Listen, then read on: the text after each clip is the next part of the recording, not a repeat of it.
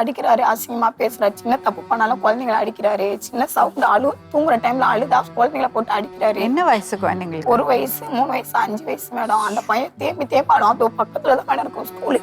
அங்க போயிட்டு ஒருத்தவங்க அந்த குழந்தை தொட்டு இல்லாத யாரை பார்க்க போனா பச்சை பேசி எப்படி அழுவா அடிச்சு சாவச்சிருவேன். எனக்கு என்னன்னு தெரியாது.